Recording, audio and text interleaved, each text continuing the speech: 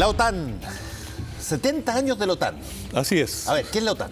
La OTAN es la organización del Tratado del Atlántico Norte, que nació en 1949, cuando Europa se dividió entre el campo socialista, dominado por la Unión Soviética, y Europa Occidental, que estaba dominada por Estados Unidos, que de hecho controlaba Alemania, que estaba dividida. Y bueno, en ese momento los dos campos generaron sus alianzas militares. El lado del este, los soviéticos generaron el Pacto de Varsovia, en el que participaba Polonia, la República Democrática Alemana, Hungría, Checoslovaquia, en fin, todos los países que formaban el campo socialista, aparte de la Unión Soviética. Y en Occidente se generó la OTAN, que partió con el principio de los tres mosqueteros. Uno para todos y todos para uno. Es decir, y esto es bien importante, sí, porque si tú tocabas a un país de la alianza, el conjunto de ellos, que hoy día son 29, se comprometían a responder al unísono en defensa de ese uno. Por lo tanto, la amenaza para los soviéticos era tremenda. O sea, tocaban a un pequeño paisito y inmediatamente esto se transformaba en una guerra total. Y lo mismo corría para Occidente, que si tocaban alguno del campo socialista del Pacto de Varsovia, pasaba lo mismo. Y eso funcionó bastante bien. La Guerra Fría clásica. Claro, la Guerra Fría clásica, que se acaba en el 89. Y ahí, hasta cierto punto, la OTAN se queda cesante. Ahora hay que decir que la OTAN no tiene tropas propias.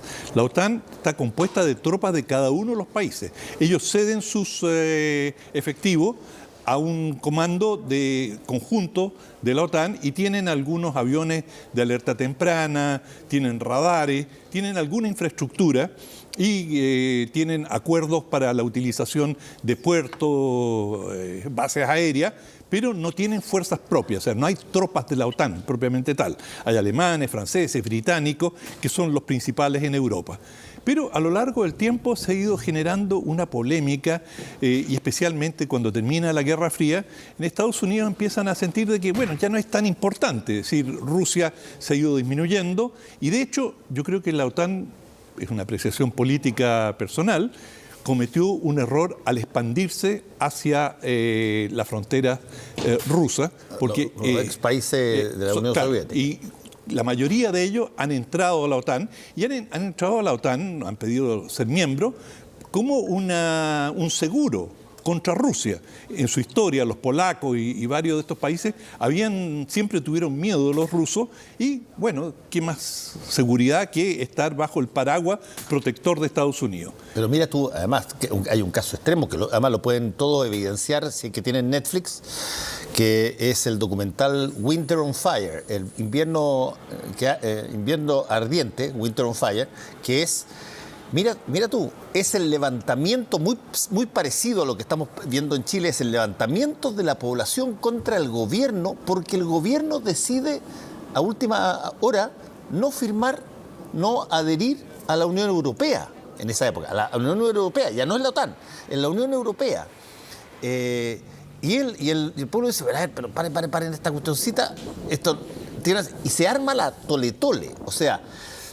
este gancho de tratar de convencer a los países de la ex Unión Soviética que entraran, que se hicieran parte de Europa, parte con la OTAN, pero también muy fuertemente con la Unión Europea como gancho. Claro, y después, digamos, cuando entras a la Unión Europea, tener el euro como moneda, en fin, pasas a integrarte económicamente. Exacto. De lleno. Bueno, lo que ocurre es que finalmente Estados Unidos empieza a tener, digamos, vacilaciones y en forma creciente en Estados Unidos comienzan las voces que dicen, bueno, pero nosotros estamos pagando mucho, según algunos cálculos casi el 70% del presupuesto de la OTAN lo paga Estados Unidos.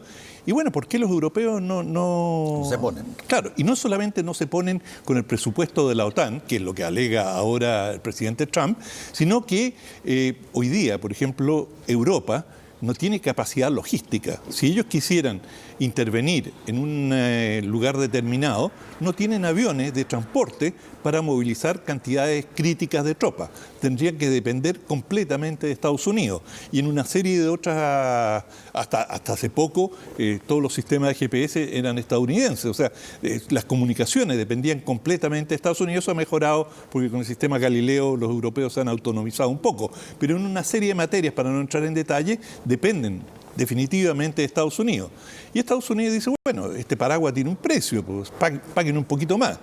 Y no queda tan claro cuál es el rol hoy de la OTAN en circunstancias que ya no está el Pacto de Varsovia. Se construyó de cara a un enemigo. Hoy día Rusia, uno podrá tener las opiniones que quiera, pero no es la sombra de lo que fue la Unión Soviética. Pero además, Rusia no solamente no es la sombra de lo que fue la Unión Soviética, sino que cambió de ideología.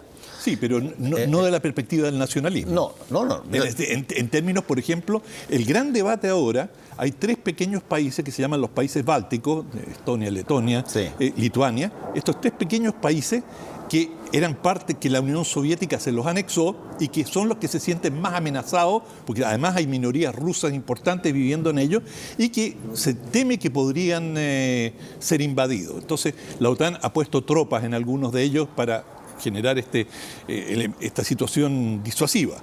Y fíjate que Turquía, y aquí viene uno de los conflictos que tienen, la Unión Europea apoya a los kurdos. Y el presidente Macron ha dicho, ¿cómo podemos estar con un país como Turquía que dice que nuestros aliados kurdos, que fueron los que contribuyeron a derrotar al Estado Islámico, tenemos que combatirlo? Y Turquía es parte de la OTAN. Y por lo tanto, ahí se ha generado una fricción muy fuerte. Y si en algún momento se generara un conflicto militar, bueno, la OTAN estaría obligada a respaldar a Turquía. Pero Turquía no se adecúa a los cánones que algunos países miembros de la OTAN plantea. Entonces, se genera ahí una situación compleja. ¿Y qué es lo que dice Turquía? Muy bien, ustedes no se quieren hacer cargo de nuestra situación con los terroristas kurdos, nosotros no nos hacemos cargo de los países bálticos. Si los rusos tocan a los países bálticos, no cuenten con nosotros.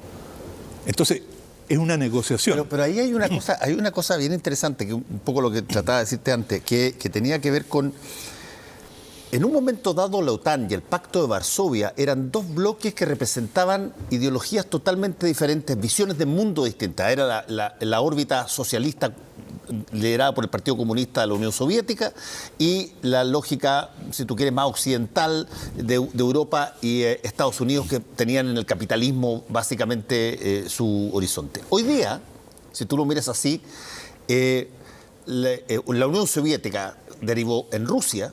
Rusia es un país, para todos los efectos prácticos, capitalista, con una jerarquía conservadora de derecha, ultranacionalista, y por lo tanto la lógica que armó estas 2 coaliciones, ¿cómo se mantiene si es que hoy día, mira tú, hay gente que no tuvo ni un problema en creer porque parecían hermanos de leche, que eventualmente Rusia le ayudó a Donald Trump a ganar las elecciones en Estados Unidos? ¿Cuándo podrías haber visto una cosa similar como esa en términos de la disputa ideológica de la Guerra Fría? No, y Rusia apoyaba movimientos fascistas en Europa, por eso te digo, al Frente Nacional en Entonces, Francia. ¿dónde está hoy día la razón de ser de que se mantengan estas organizaciones mirándose unas a las otras?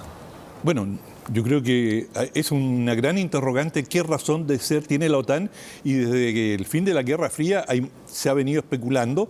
La OTAN se permitió una transgresión brutal porque su primera intervención militar fue en la guerra contra la ex Yugoslavia y que no fue refrendada por el Consejo de Seguridad de Naciones Unidas, que es el único que tiene la autoridad internacional para desencadenar una guerra legítima a nivel internacional, y como no consiguieron el apoyo del Consejo de Seguridad, la OTAN lanzó la ofensiva y participaron muchos países miembros de la OTAN. Y eso fue una transgresión y causó mucho debate dentro de Europa.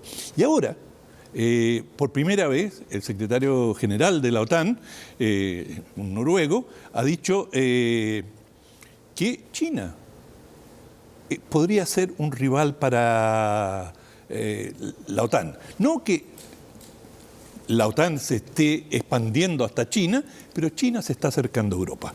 Y que China está haciendo inversiones cada vez mayores, que China va a tener, probablemente ya lo tiene, una capacidad de inmovilizar o destruir la capacidad satelital de los europeos y de la OTAN, y que hay países miembros, y él no lo nombra, pero ese país es Estados Unidos, que está presionando a la OTAN para que tome postura frente a China, de la misma manera que está presionando a la Unión Europea que ningún país utilice 5G de Huawei, y así sucesivamente. Es decir, están tratando de trasladar la Guerra Fría y proyectarla hacia China.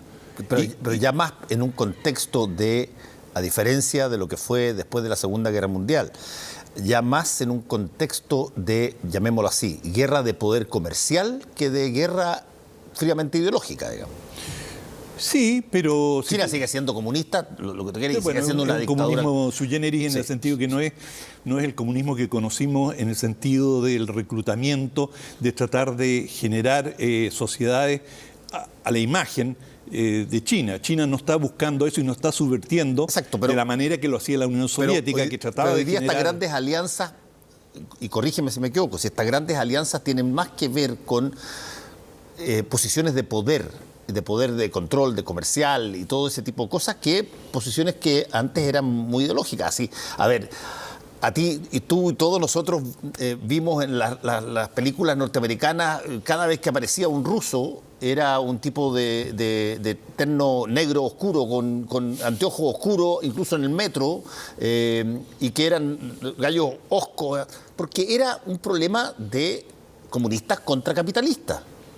Y ahora tú tienes a los capitalistas con más capitalistas y otros capitalistas, pero que tienen distintos toques. ¿Cuál es la lógica de poder hacer funcionar a estas organizaciones frente a un enemigo, entre comillas, que ya básicamente es un enemigo comercial? Bueno, es un enemigo, tienes toda la razón, pero lo que ellos dirían es un tema valórico. Los valores de Occidente, que es la forma en que se encubre la hegemonía de Occidente, que es una hegemonía político-comercial, y que, digamos, van cambiando los valores según le conviene a cada gobierno. En un momento son absolutamente neoliberales y después el mismo gobierno que ha proclamado la libertad de comercio se transforma en proteccionista y comienza a aplicarle aranceles a todo el mundo, y todo sin pestañear, es decir, bueno, es lo más lógico, estamos defendiéndonos, y pasan de una posición internacionalista a una aislacionista, en fin, pero siempre esto en el nombre de la libertad,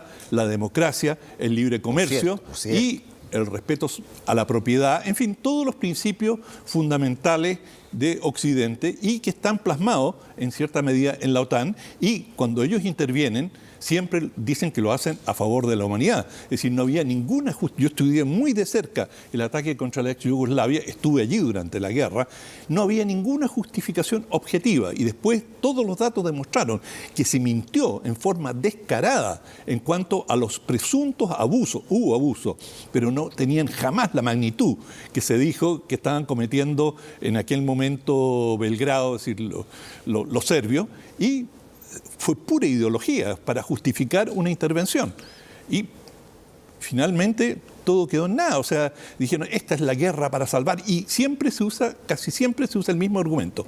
Si no intervenimos ahora, le estamos dando una luz verde a futuros dictadores, que fue lo que hicimos cuando tratamos de apaciguar a Hitler. Si a Hitler lo hubiésemos aplastado cuando surgió, bueno, no habríamos tenido una Segunda Guerra Mundial. Entonces a los dictadores, incluso Gran Bretaña usó el mismo argumento cuando fue a la guerra de Malvinas contra Argentina. Dice, si permitimos que estos dictadorzuelos del tercer mundo se tomen cualquier territorio, bueno, el orden internacional se va al diablo. Y son ideologías del momento que, si tú lo miras en retrospectiva, sí, o sea, cada país tiene sus razones para ir a un conflicto, pero no son esas razones de gran, digamos, altruismo que se evocan. Raya para la suma, ¿la OTAN le augura larga vida o no?